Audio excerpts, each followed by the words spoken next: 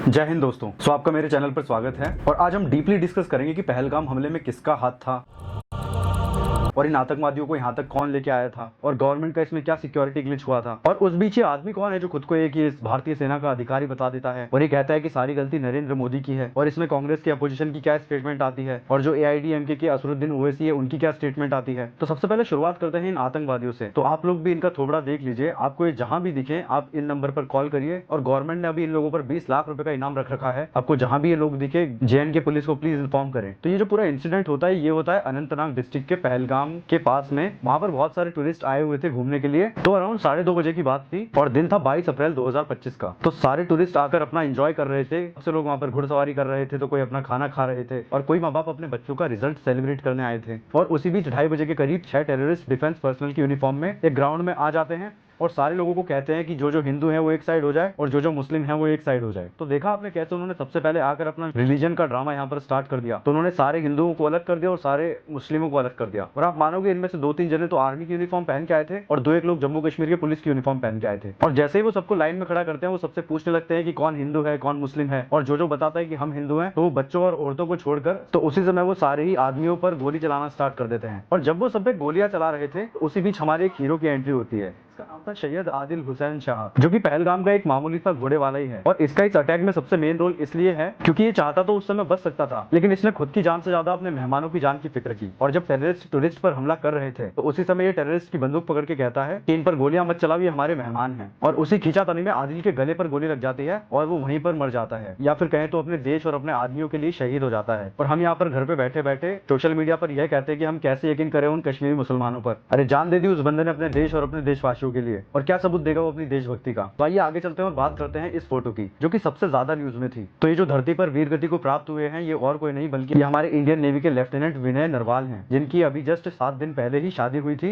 और वो अपनी शादी के बाद यहाँ बस घूमने ही आए थे अपनी पत्नी के साथ। और ये जो गोबर गैंग जो कि लश्कर तैयबा है, पता नहीं गवर्नमेंट से इतना सिक्योरिटी ग्लिच कैसे हो सकता है, क्योंकि अभी हमारे पास में NSA, IB, raw, CIA, ISI इतने सारे ग्रुप्स हैं जो कि पता लगा सकते थे आराम से कि टेररिस्ट कहाँ से आ रहे हैं। पर छोड़ो, खैर आगे चलते हैं। और फिर उसके बाद सबसे ज्यादा न्यूज में आती है ये वाली फोटो। तो ये जो शख्स आपको दिख रहे हैं ये और कोई नहीं बल्कि मंजूनाथ राव है। और इनका बस इतना ही कसूर था कि इनके बच्चे ने IIPU के एग्जाम में 99% स्कोर किया था, तो उसने डिमांड रखी थी कि उसको घूमने जाना है। तो ये इनकी पत्नी और इनका बच्चा तीनों ही जम्मू कश्मीर घूमने के लिए आए थे। और ये जब सारी जगह घूम चुके थे तो अनफॉर्चुनेटली ये उसी समय पहलगाम आते हैं जिस समय ये टेररिस्ट का अटैक होता है। और जैसा कि आप देख सकते हैं कि उस समय इनकी बीवी कितने तकलीफ में थी।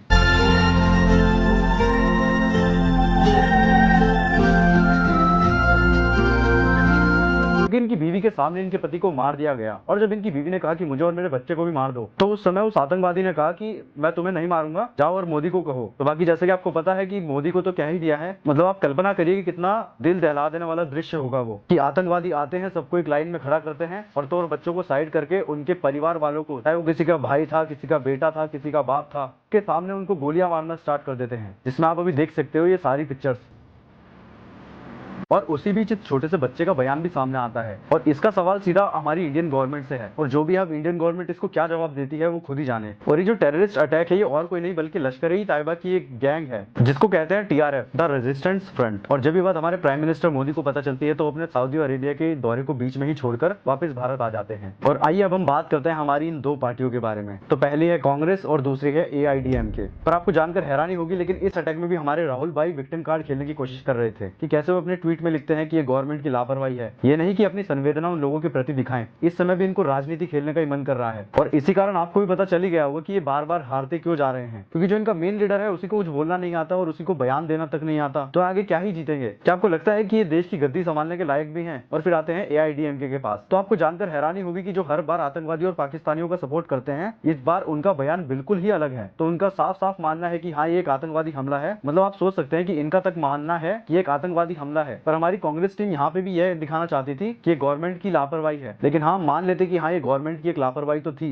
ये टाइम है एकजुट होकर उन आतंकवादियों को ढेर करने का। तो सबसे बड़ा क्वेश्चन आ जाता है अब हमारी इंटेलिजेंस पर, कि उस समय हमारी इंटेलिजेंस क्या कर रही थी, कि हमारे पास में NSA है, इंटेलिजेंस ब्यूरो है, या फिर रॉ है, CIA, ISI सब है हमारे पास में। हम तो बड़ी बड़ी बातें करते हैं, पर इस बीच हमसे चूक कैसे हो जाती है। और इस चूक का सबसे मेन कारण क्या है आपको पता है? इस चूक का सबसे मेन कारण है हमारी गोदी मीडिया, क्योंकि हमारी गोदी मीडिया को बस यही चीज दिखाना आता है कि सीमा हैदर कहाँ से आई, और अभी भी आप उनके सवाल देखोगे तो इतने भद्दे भद्दे सवाल कर रहे हैं, क्या सीमा हैदर वापस से पाकिस्तान चली आएगी इन 5 पॉइंट्स के बाद में। मतलब आप सोच सकते हो कि हमारी डेमोक्रेसी के पिलर हैं, क्योंकि हमारी जुडिशरी, लेजिस्लेचर, एग्जीक्यूटिव के बाद में मीडिया ही आती है, और यहाँ पे हमारी मीडिया में एक भी ऐसा बंदा नहीं है जो सही तरीके से न्यूज दिखा सके। तो ये तो बिल्कुल नहीं सुधरेंगे, इनको कितना भी समझा दो, क्योंकि है तो गोदी ही, एट द एंड तो इनको सारी इनकम गवर्नमेंट की तरफ से फंडेड होनी है। तो चलिए आगे चलते हैं। तो ये जो पहलगाम में आतंकी हमला हुआ था, इसका बदला हमारी इंडियन गवर्नमेंट ने लेना स्टार्ट कर दिया है। मतलब मिलिट्री लेवल पर तो नहीं, पर हाँ डिप्लोमेटिक लेवल पर उन्होंने बदला लेना स्टार्ट कर दिया है। तो ये जानते हैं क्या है वो 5 बड़े कदम। वैसे मैंने इसके ऊपर एक शॉर्ट भी बनाया हुआ है, अगर आपको देखना है तो मैं डिस्क्रिप्शन में लिंक पिन कर दूंगा। बाकी हम यहाँ पे जल्दी जल्दी समझेंगे, क्योंकि ये वीडियो वरना ज्यादा बड़ी हो जाएगी। तो पहला है suspension of Indus water treaty. मतलब 1960 में जवाहरलाल नेहरू के टाइम पर इंडस वाटर ट्रीटी होती है इंडिया और पाकिस्तान के बीच। तो ये जो इंडस वाटर ट्रीटी हुई थी, इसमें इंडिया रावी, ब्यास और सतलुज का पानी पाकिस्तान को प्रोवाइड करता था, और इस कारण 90% पाकिस्तान का एग्रीकल्चर इंडस बेसिन पर ही रिलाई करता है। और अगर जो इंडस वाटर ट्रीटी सस्पेंड हो जाएगी तो आप मानिए इस गर्मी में पाकिस्तान प्यासा मर जाएगा। जैसा कि आप ये वीडियो देख सकते हैं कि इसमें पाकिस्तान की जो जुल्फिकार हैं, इनका इंडस वाटर ट्रीटी पर बहुत बड़ा बयान आया था।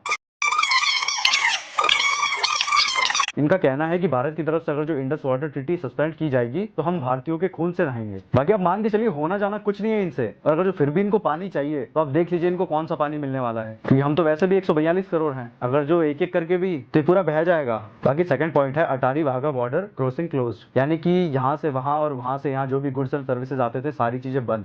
और तीसरा, visa revocation for the Pakistani nationals. Shark यानी कि south Asian association regional corporation के तहत जो भी इंडिया में रहता था उनको 48 घंटे का टाइम दिया है भारत छोड़ने के लिए। और चौथा, withdrawal Indian diplomatic from the Pakistan, कि जितने भी हमारे डिप्लोमेट्स जो कि अभी पाकिस्तान में काम कर रहे हैं वो जल्द से जल्द इंडिया वापस आ जाएं। और fifth, denial of shark visas for the Pakistanis, यानी कि शार्क के तहत हम हमारी सारी नेबर कंट्रीज को जो बेनिफिट्स देते थे, अब उन बेनिफिट्स में से पाकिस्तान को खींच लिया गया है। तो जाते जाते सिर्फ मुझे एक बात बताते जाइए कि आपको भी ऐसा लगता है कि इस भाषण के दौरान जो मोदी जी ने कहा, इसका मतलब एयर स्ट्राइक 2.0 या फिर सर्जिकल स्ट्राइक 2.0 है।